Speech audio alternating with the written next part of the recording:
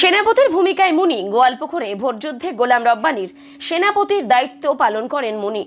উত্তর দিনাজপুর জেলার গোয়ালপুকুর বিধানসভা কেন্দ্রের নির্বাচনী লড়াই ক্রমশ উত্তপ্ত হয়ে উঠছে।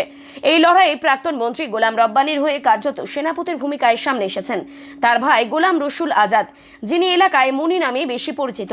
নির্বাচনী প্রচারের ময়দান দিন রাত এক করে দিচ্ছেন মুনি। শুধু নেতৃত্ব নয়, গোটা প্রচার যুদ্ধকে কৌশলগতভাবে এগিয়ে নিয়ে যাওয়ার দায়িত্ব কাঁধে তুলে নিয়েছেন তিনি। বুথভিত্তিক সংগঠন মজবুত করা থেকে শুরু করে কর্মী সমর্থকদের মজবুত করা, একত্রিত রাখা এবং সব ক্ষেত্রেই সক্রিয় উপস্থিতি চোখে পড়ছে। শুধু গোলাম রসুল আজাদ নন, গোটা পরিবারই যেন এই নির্বাচনে ঝাঁপিয়ে পড়েছেন। যত বড়ই মহারাজ হোক, সে একা তো আর জয়ী হয় না, তার জন্য একটা দক্ষ সেনাপতি থাকে। তো গোয়ালপুকুরের মানুষ বলছে যে আপনি সেই সেনাপতি এবারের ভোট যুদ্ধে, কি বলবেন? মানুষ আমাদের সঙ্গে আছে, আর আমাদের এখানকার যুদ্ধটা যে আমরা লড়াই করছি, আমাদের সব সেল নিয়ে লড়াই করছি।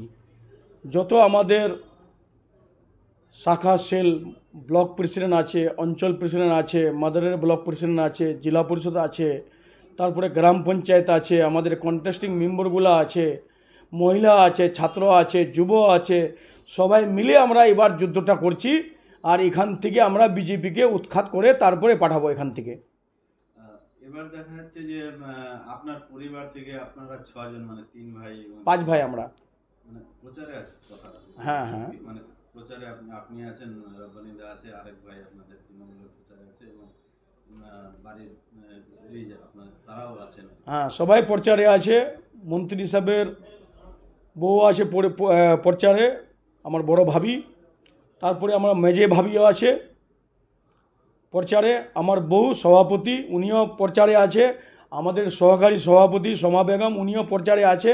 আমাদের মহিলা ব্লক প্রেসিডেন্ট সাবিনা ইয়াসমিন, তারপরে আমাদের অঞ্চল প্রেসিডেন্টগুলো মহিলার, ছাত্র যুবর সব প্রচারে আছি আমরা। আর আমরা এবার যে লড়াইটা করছি গোয়ালপুকুরে, আমরা মার্জিং নেওয়ার জন্য। আল্লাহ ভগবান আমাদেরকে জিতাই দিয়েছে, আমরা জিতে গেছি। আর এখন মার্জিংটা আমরা কত নিব, আমরা চাচ্ছি যে এরকম মার্জিংয়ে যেন কেউ জিততে পারে না। আপনার পরিবার থেকে 6 জন তৃণমূলের প্রচারে আছেন, আবার এক ভাই আপনার নির্দলে আছে, আপনার ভাগনা নির্দলের প্রচারে আছে।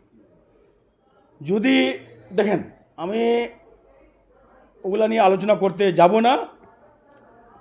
ওরা নিজেই বুঝে গেছে, ভাব চিন্তা করে নিয়েছে যে এগুলো আমরা ভুল করছি।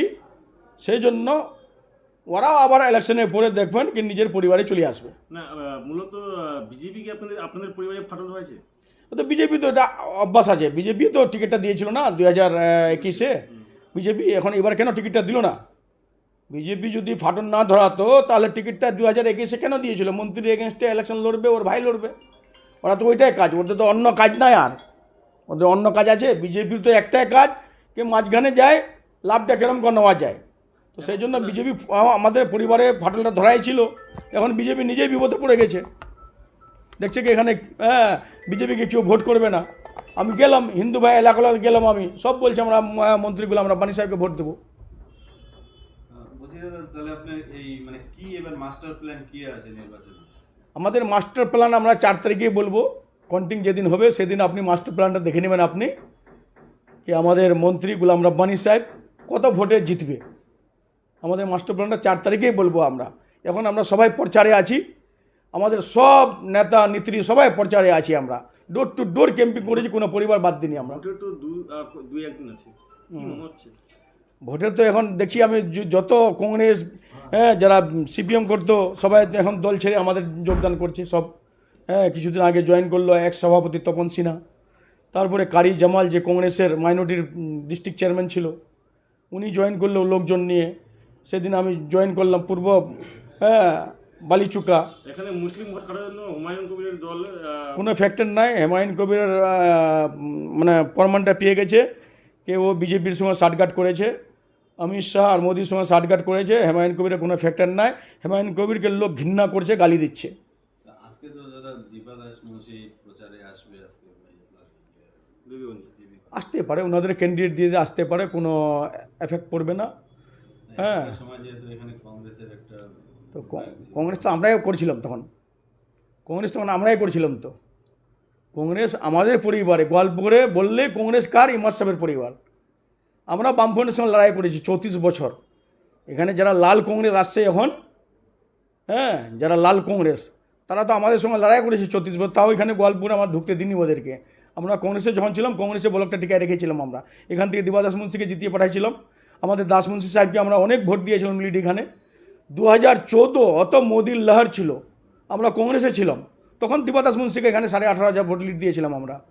যখন থেকে আমরা কংগ্রেস ছেড়ে চলে আসলাম টিএমসিতে, এখন টিএমসির লহর। এখানে টিএমসি ছাড়া কোনো কথাই নাই।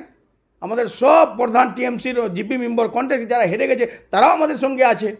সেই জন্য এখানে এটা মাটি হচ্ছে এখন টিএমসির মাটি, মমতা ব্যানার্জির মাটি, গোলাম রব্বানী সাহেবের মাটি।